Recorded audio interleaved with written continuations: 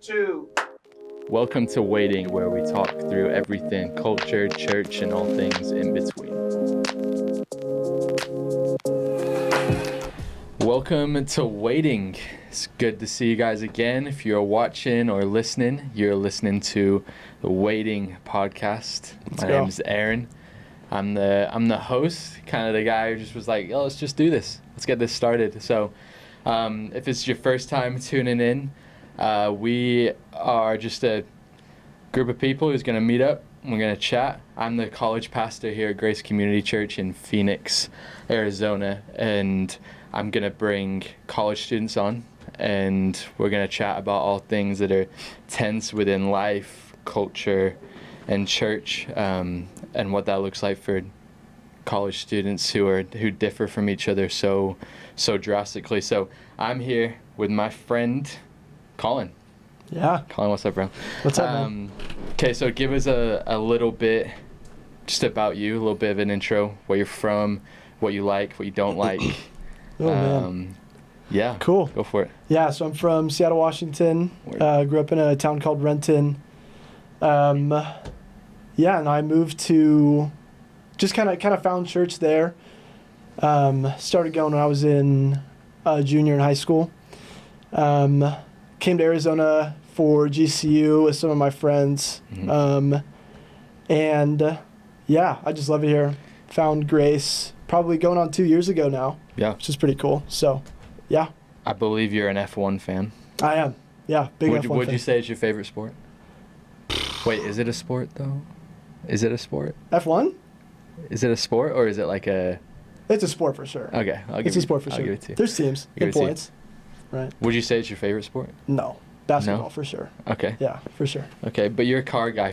If you live in Tempe, Phoenix area, and you need someone to change a sensor in your car, ask Colin. He changed mine. Guy. However, my car is still broken. Yeah. He fixed it, but it broke after a day. But it wasn't his fault. So it's okay. Yeah. All right, from Seattle. That means you're a basketball fan. Probably was a Sonics fan. Yeah. If I was That's even a big of a rip. conscious to know Right. what the Sonics were. But Right. Okay, so you gave us a few cliff notes then from Seattle, started going to church there, came out here to Phoenix to go to GCU. Let's just jump right to it then. Yeah, The reason let's I asked you to be on this is because you differ from what most college students or people your age are walking through. Mhm. So you went to GCU your freshman year. Yep. Tell us what happened. Yeah. So, started at GCU, was doing business or marketing advertising. Yep. And because I did DECA in high school, if you know what that is, What it's is like DECA? a business class. Business It's like a business Okay. class. You do like conferences and stuff, presentations. And I was like, I'm not terrible at this. And a lot of my friends are going to GCU, and I love Arizona. I used to come out here for my grandparents. They live in Surprise. So I was like, I love Arizona. This seems like a good time. I'll go. And I hate school. I've always hated school. I've always been terrible at school. So I did 1 year, and I had a great time. I made a lot of amazing friends. What would you say that, sorry to interrupt, what would you say is, when you say you hate school, like what is that? Just for if someone's listening, they're like, wait, I hate school too? Yeah. But what do you mean? Because Totally. a lot of people say they hate school. Yeah. But what is it that you quote unquote just hate so much that you are like, okay, I don't know if this is for me? Totally. Yeah, I think all throughout my life, school has just been I've always just got really bad grades. I've always had a terrible attention span. Okay. I can never pay attention to anything. And yeah, absolutely people will be like, I hate school. I should drop out this guy. But no, definitely stick with it. I think I was more of in a mindset of college is really important if you know what you're going to do with a degree. Okay. And I have no idea what I wanted to do with marketing advertising. I feel like marketing advertising is a degree where it's just who you know, it's not what you know. Okay. You know, if you want to go into like a doctor a field of like medical or, Yeah. ministry. You can get a ministry degree and all that stuff. There's plenty of things that you need a degree for. Marketing, advertising isn't really one of them. Yeah. And I kind of figured that out with just like what my classes were. I was like, this seems kind of obsolete. It doesn't really seem like I need it for what I want to do, if I even know what I want to do. Right. And that's kind of another thing, is I really had no idea what I wanted to do. And that's a lot of money. It's a ton of money. It's a ton of money to not know what you're going to do with. So, and with GCU, you have to declare a major. And so it's just like marketing, advertising, sure, whatever. So you never changed it once? You were just like, this ain't for me? This is it. Yeah, and I just like never went to my classes. I never made it a priority. I remember it was like halfway through the year at the semester break. I was just like, yeah, I'm probably just not going to go to any more classes, which was just a terrible idea. And I remember when you told me that, and I actually didn't believe you. Yeah. And, A lot of people didn't. I just but you did it. Yeah. Okay, so that's already gonna. If any student is listening to this and they're like, okay, I really hate school, but I don't know if I should drop out. Maybe I just need to change my major. I want to hear like really, really deep down, where was it that you're like, this is a decision I'm making? Because we don't want to encourage all the college students to like drop out of school. We're not saying everyone be dropouts if you hate school, because I hated school. But what is it that was just deep within you that you're like, this is what I'm going to do? Yeah, I did put a lot of prayer into it. Okay. I put a ton of prayer into it. And I'm not going to say God told me to drop out of college, because that's just not the truth. But I talked to my parents. Yeah. And honestly, they were a lot more supportive than I thought they'd be. Because, they obviously have known me throughout my life. And they knew that, I just wasn't, school was not for me, and I was just never really successful at it, honestly. Yeah. And that's just like kind of something I've just had to be like, that's just truth. So I think the main reason I wanted you to talk about dropping out of university was because I think that it's just the culture we're in, especially in this country, is the whole quote unquote to have that like, oh, I'm a college dropout. Totally. Is just like, it's a joke, but it's also like people see that as you didn't see something through, or you kind of just quit, or you're going nowhere in life. Yeah. And that's why we talked about it on the previous episode with my friend Connor, but that's a really American kind of cultural view that's here. Like in England, where I'm from, it's very much some people go to university, but not a lot of people. And going into the work sphere or not being in school isn't seen as this pointed finger that means you're a failure. Yeah. And again, we're not trying to be like drop out, but we're saying that I feel like you leaving university because you didn't know what you wanted to do, and because school wasn't going well, and you were just like, this just isn't for me. That wasn't a step backwards. And I just wanted people to hear that it wasn't, oh, I'm now retreating, and now I'm way behind people. I think you just went in a different step that's still a step forward. Yeah. So that's not to say that it didn't feel like that, though. So it did feel like that. Sometimes, yeah, it definitely did. What made it feel like that? I think for the first year, I was living close to campus. Okay. In these apartments, and yeah, I would have my friends over all the time, but it would always just feel like I'm missing. What made you not move back to Washington after you dropped out? I hate it there.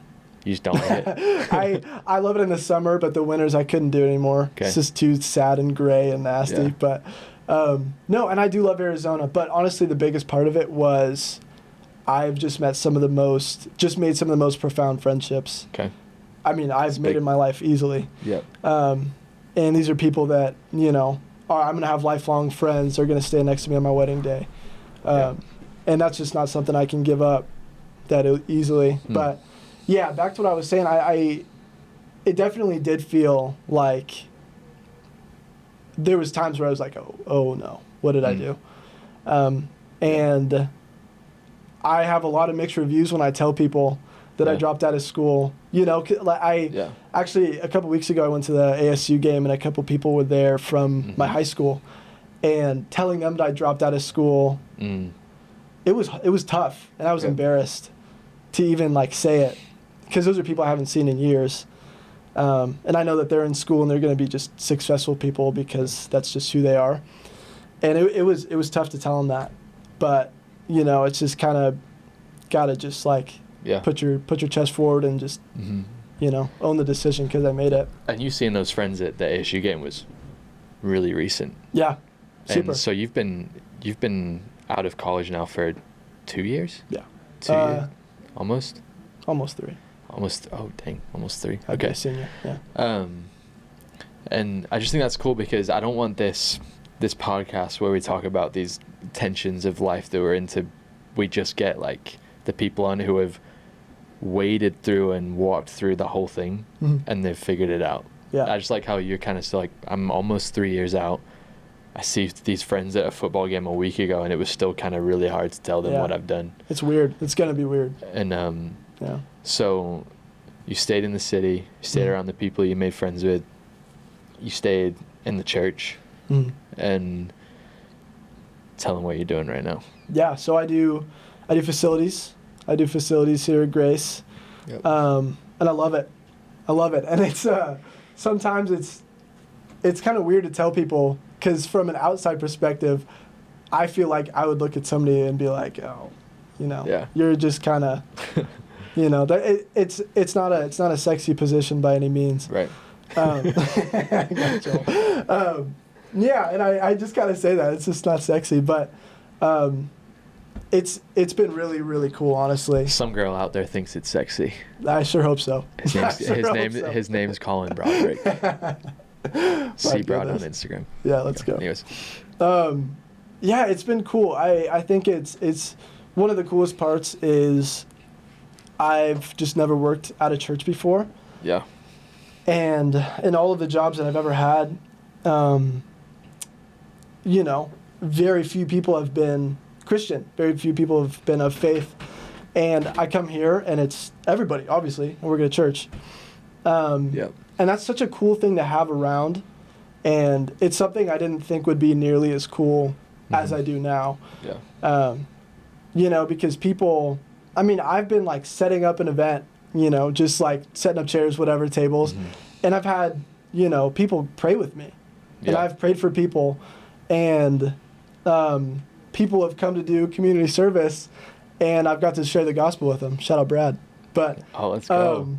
And yeah, it's so many opportunities have opened up from this not so sexy position. Yeah. And I've got to meet so many cool people, so many profound people, and you know, try to make a difference. You know, as much as I can. Yeah. Yeah, it's cool to hear, okay? Yeah. Working in the church, doing facilities, and you've had some cool moments. Like, let's just be a bit real. One of my favorite things about you, Colin, is like one thing that all your friends kind of possess about you is that you're kind of the biggest troll we know. Okay, you're like, you make fun of everyone. Colin has the ability to make you feel like the best and the worst person ever. And, but it's pretty sweet. But the reason I'm saying that is because I want you to feel comfortable enough right now to just be really honest with what's been really frustrating. Not this has been hard and it's this I've been sad with this area of not being a college student. What's been annoying? What's been in the Christian realm of things? Maybe through a church or just friends who are Christians around that it's frustrating to be someone who you are and what sphere of life that you're in, what's been difficult, what's been annoying. And because I mean, Christians are annoying. Totally. A lot of them are really frustrating and kind of just think that there's one way through everything and through all of life. And I mean, I've talked to students who feel the same way about college or feel the same way about a certain job or a certain major, and really the main reason they're doing it is so that they can find a spouse. And I'm like, but what what if when you graduate, that major that you took, hoping to get a spouse out of it, you're not with anyone? Yeah. And so that's just like little things, but like, yeah, I've given you a bit of time to just kind of think, but yeah, what stuff comes to the top of your head with that? Just about being out of college. What is it about people since you've been out of college and working in facilities compared to people or friends you have who are doing the opposite? What's some preconceived notions they have about your assumptions? Yeah, I think sometimes, honestly, I'm so blessed with the friends I have. Yeah. I mean, insanely. It's ridiculous, the support system I have, and I'm insanely grateful for that, you being a part of that, and I really appreciate you. I think that a preconceived notion of a facilities guy that I had, that I would imagine other people had, is that they're just not very smart. I think it's a position that you can do. If you're not a very bright person. I mean, I think I don't think that there's very much truth to that, but I think that it's a notion that people have, because you're just kind of around. Right. Like I take out trash, I clean bathrooms, Yeah. It's like I said, it's not a cute, fun thing from the outside. But yeah, I think that people don't expect a good conversation out of me.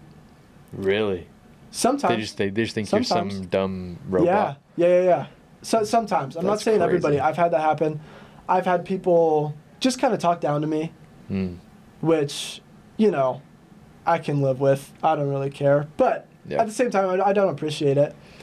I think that it's a position where you can be like, no, that's just the facilities guy, I mean, working in a church, it's a lot different than in a non, church place.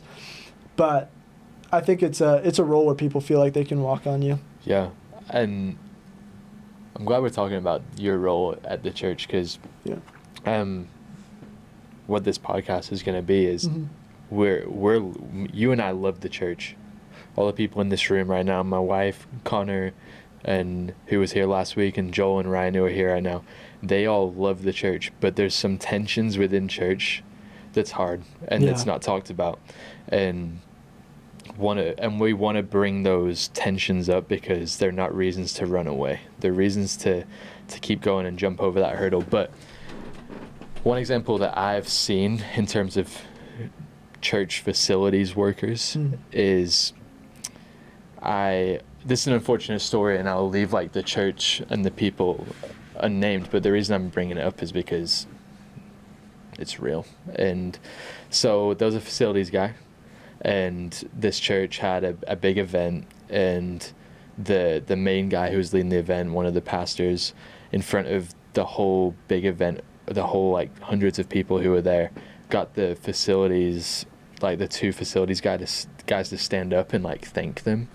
And what happened that was really unfortunate was those two facilities guys at the end of the service kind of basically went around to all the people who were at this event saying, I can't believe that he told us to stand up and thank us where he doesn't even know our names, he doesn't know us.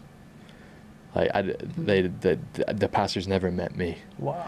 And that's like an unfortunate thing that we can see in I hate when people say this is something we see in the church. It's not. It's some things you see in some churches that they have a flaw, and one of those was one of the pastors wanted to publicly thank someone even though privately they're not doing that.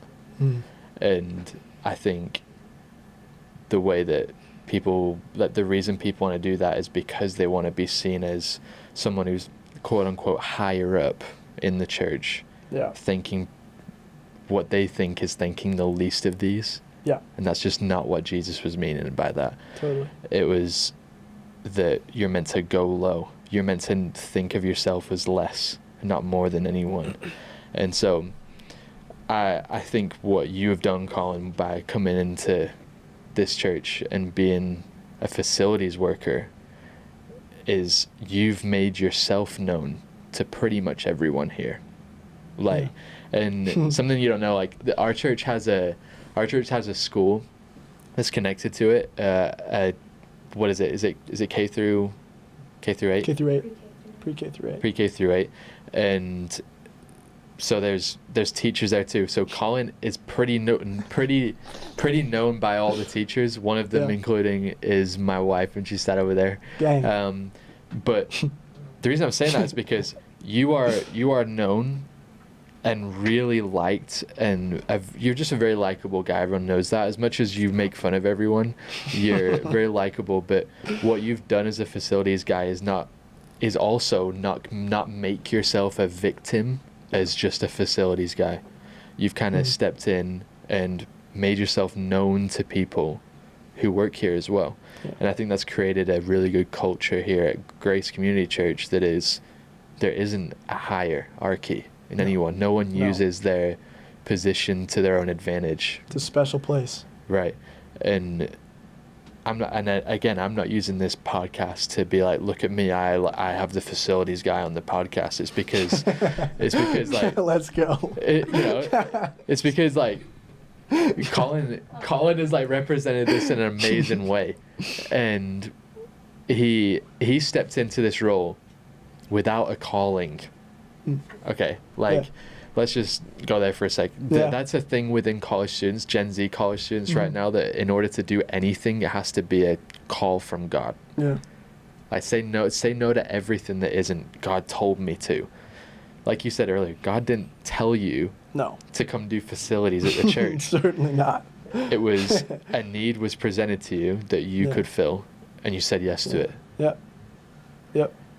And I mean, do you see that often I mean, I know you do, but how do you see it with this generation of Christians? Yeah. With the whole callings thing. Yeah, I think that people do just over spiritualize things. Yeah. I think that a big thing in your church is just, like you said, just like see a need, go fill it. Yeah. And I think that it's as simple as that. God will call you to things, but more often than not, you got to take initiative first, and He'll use that. Right. And yeah, exactly like what you were saying. There was a guy who was, who left, and Mo just came up and he was like, "Hey, this is what we got." It's like, you're like, sure. It's like, let's go. Like, yeah, sure. Let's do it. He's like, you start Monday. I was like, all right. So now I'm a college dropout and a facilities guy. I know, dude. Like, wow. Tough life. I'm the worst. No, man. I think you're proving it to be something. You're changing the narrative of what that category of people are typically viewed as. Hope so. And it's because you work hard, and it's because you know that this is where I am, and what is in my hands I'll work hard with. I think it's in 1 Thessalonians where it says, lead a quiet life and work well with what's been given to you. And I think students need to hear that more. Like if you're just like, I think students can get in a rut of discouragement. Yeah.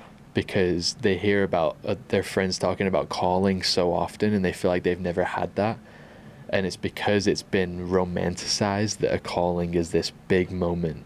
Yeah. And I think following the call of God is just step by step what's presented in front of you. As long as it's not sin, it's saying yes to what God's put in there. Yeah. And but I think with Gen Z college students, it's to say you're called to something is to stop people debating with what you're doing. Yeah. Does that make sense? Like I'm going to say God called me. Yeah. But really, that's just so you can't try and oppose what I'm going to do. Yeah, because He told me. Right. Yeah. So if you're like... What, are you going to argue with Him? God told me to drop out.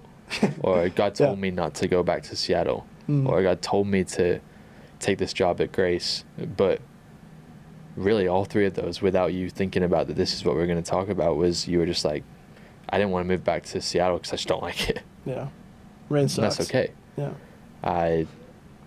Rain sucks. It does. Rain's the worst. It's so dark.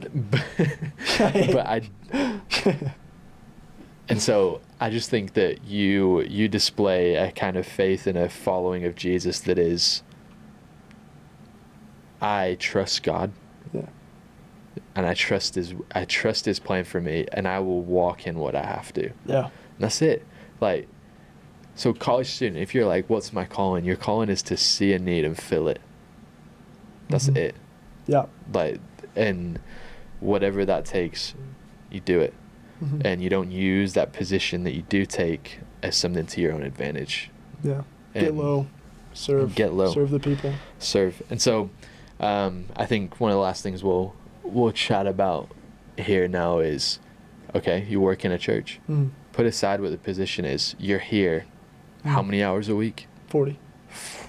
You're at this church 40 hours a week. Your church is maybe 0.2 miles away. Your house is Live across the street. Yeah, you live across the street from the church. Shout out the boys. And you work here every day. Yeah. How do you sustain your love to be in church? Or maybe you don't. I'm just asking where you're at right now. Yeah. How do you sustain a life that is, I'm going to keep coming here, even though this technically is a place of work for me? How do you like switch modes? That's my question. Like, because you're like working hard here. I'm not saying I don't work hard, but I'm like in my office and have meetings and sermon prep and do that. But you're like, you're running around, you're carrying things, you're setting up things, you're pulling a sweat every day. Cutting stuff up. Yeah. It's like, how do you just change your mindset when you come in on a Sunday compared to when you're working all week? Man, that's good. Honestly, something I'm still working through. Yep. It's weird. Yeah, like I said, I've never worked in a church. And yeah, I'm so blessed to be in the house that I am right now. It's right across the street. Yep. Literally, my commute to work is like not even a minute. I really dislike one of your roommates. Yeah. Terrible. Yeah. We won't name names, but yeah. Yeah, it's weird. My life is genuinely within a quarter mile, and that is a weird thing to say. The furthest drive I have to do is to the gym. It's 10-15 minutes, which is weird. So, it's been strange, and I had been doing youth for over a year. I think like a year and a half maybe. And I think it was a month or 2 months. I think it was like about 2 months ago. I stepped down, which I stepped down, which was hard. It was hard for me to do, and because I love serving those kids. I got the best group of 8th grade boys. You were volunteering in the youth ministry. Yeah, I was volunteering in the youth ministry. Those 8th grade boys were just their family. You know what I mean? And I still talk to them. We play Fortnite sometimes, but it was tough, but it was a necessary decision because since I've been working at the church, I don't feel like I'd been giving them my all, because it was so weird because I, get here at 7, get off at 4, straight to the gym, go hard in the gym, come back. Goes hard. Go hard in the gym, always. 100%, 110%. I had to throw that in there. And I come back straight from the gym, maybe get food, maybe not, and it's a completely different thing. I go from being physical and problem solving all day to emotional and spiritual and being with these kids and trying to lead these 8th graders. And man, it was weird. It was so weird. And it was something, I was just so exhausted every time I went to youth. And it was hard to give up, but it was so necessary. I think I'm a lot healthier now, a lot healthier mind space. Why is that? Is it because you don't have the feelings of I wasn't giving it my all? Yeah. It wasn't because I was exhausted that I feel better. It's because it was like I show up here, I give, 25 to 50% of me, of what I could give if I had energy, and then I leave, and then I do it next week, or then I do it Sunday, and then I do it Wednesday, and then I do it Sunday. It's like, this is ridiculous. Like, I don't feel like I'm giving these kids anything. So nearly enough. Yeah. Well, now that you're not serving in the youth ministry, I know that it's still sometimes showing up on Sunday for church, you're like, yeah, this is rough. Yeah. Or like, Yeah. this is hard to be here, especially if it's been a really hard week. Especially if it's been a week that you've just been tired at work all week.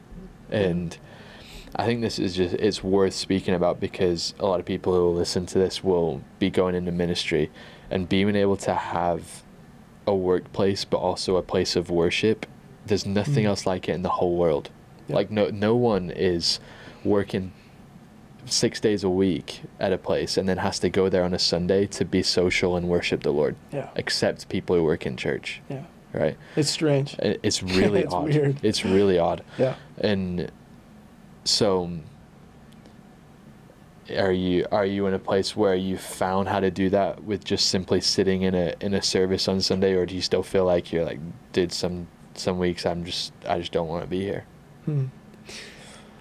Yeah, it's a week by week thing. Definitely there's times where I was like, I would rather be anywhere else, but I need to sit here and make myself go through this because it's good for me. And because I need this refreshment, even if my brain doesn't tells me to be somewhere else, but my heart wants me here, or my heart knows I need to be here. It's weird. It's weird, man. And I think something, this, but I'm a huge introvert.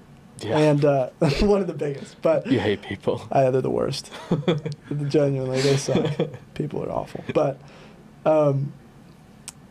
sometimes, especially when we pray nights or something, when I met with Des the other day, because I honestly met with him because I was like, this is crazy and I don't know what to do and I need help. And one of his sermons he just went over just brought out a lot of that, and I was like, man, I need to go talk to him. So I talked to him, and one of the things he said, which kind of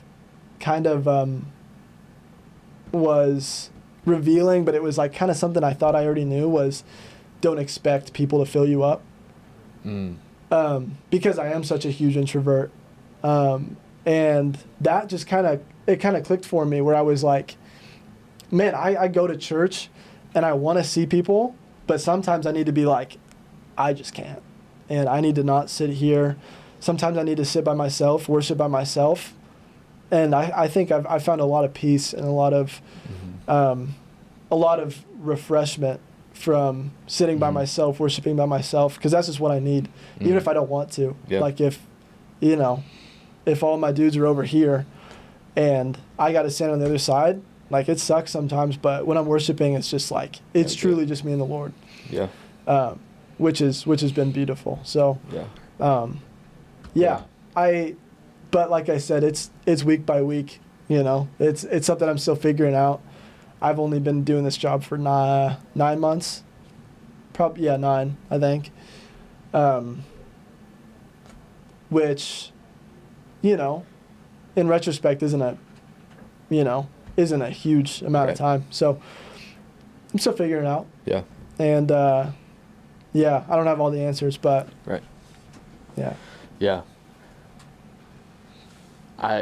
it's just good to have a place where people can listen to this and be like, oh, there's someone who is working in the church and actually doesn't have it all figured out how to go to church and work for the church, but he's still doing it.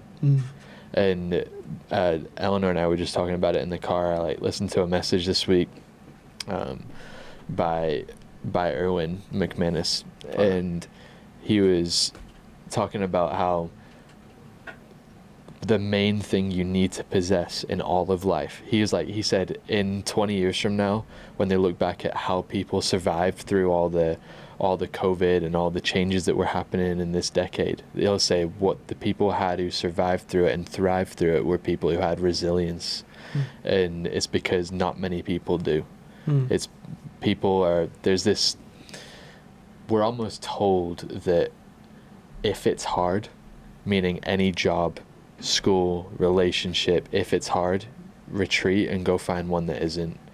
And what this podcast is wading. Wading is based from a fishing term of that you move through different tensions of water.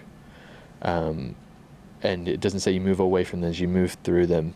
And you're facing a tension of, how do I do church just as a man of God, and how do I work in it?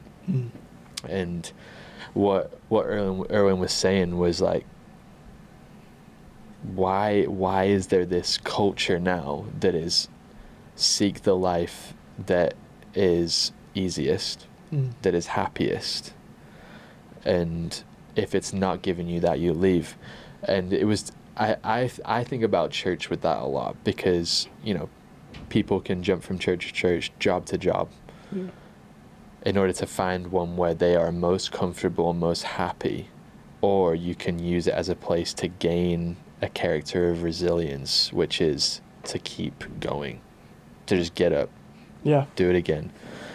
And so I just think that that's what my prayer and hope is for Gen Z college age people, is that they don't gain a way of finding what's best. They gain a character of to be resilient and stick to what they're doing. So in closing thoughts, Colin, you're amazing, man. And seriously, and this goes without saying, but everyone who is anyone or has been coming to this church for more than 5 minutes knows that you love this church and that you love people. And as much as you're like, I'm an introvert, I hate people, you love people, and that's why you do it. I do. And you're amazing at this. Thank you. And what God is teaching you is, you're probably not going to be a facilities guy at church the rest of your life. But what he's teaching you here is the ability to work hard and to be able to be in a place where you work and worship. No one in any other sphere of life is gaining that kind of experience, and you are, and I'm proud of you, man. Thank you. Thank you. How long have I known you now? Like 3 years? Yeah, something like that. 3 years. It's awesome. I met Colin when he was a freshman, when he was in college. Wee freshman. And he looked like a carrot. I did. I had the biggest hair. He's 6'4". He's 6'4" and had it like, really tight on the sides, and then a really like bushy hair. I know. He looked great. My ID picture is crazy from high school. But you've had a great glow up. Thank you. I appreciate that. But I appreciate that. Anyways, we hope this was helpful. If there's anyone out there who's working in the church and is finding it a struggle to be able to still worship there, take a note out of Colin's book and of this podcast of, you don't have to know how to do it. You just keep doing it. You just keep going. You keep going, and you find a way, and you talk to people. And it's to be able to talk to others about it is humility. And Colin had humility to go and talk to Des, who's our lead pastor, and he's trying to figure this out. And that's why he's here, and that's why he's a difference in this city, in this church, with his friends, with his roommates. And I hope this blessed you today. This was Waiting. I'm Aaron, and we'll see you next time. Peace.